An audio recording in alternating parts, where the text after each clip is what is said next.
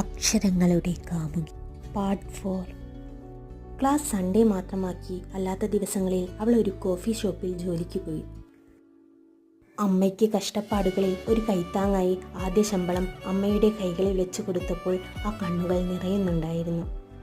അവളുടെ ലക്ഷ്യം മാർഗത്തെ സാധൂകരിച്ച പോലെ പണിയും പഠനവും ഒരുപോലെ മുന്നോട്ട് കൊണ്ടുപോയി. ഒടുവിൽ അമ്മ തന്നെ അവൾക്കൊരു ഫോൺ വാങ്ങിക്കൊടുത്തു. ആദ്യമൊക്കെ ഒന്നും അറിയില്ലെങ്കിലും പതിയെ അവൾ ഫോണിനെ കുറിച്ചെല്ലാം മനസ്സിലാക്കി. ഒരമ്മ മകൾ ബന്ധത്തിനപ്പുറം നല്ല കൂട്ടുകാരെ പോലെ ആയിരുന്നു അവർ. അമ്മയുടെ ജോലിസ്ഥലത്തെ കഥകൾ അവളോടും അവളുടെ എല്ലാ കഥകളും അമ്മയോടും പറയുമായിരുന്നു. പഴയ കൂട്ടുകാരികളുടെ നമ്പറിൽ വിളിച്ച് അവരെ പറ്റിച്ചും കളിയാക്കിയും അവളുടെ പുതിയ നമ്പർ എല്ലാവർക്കും നൽകി.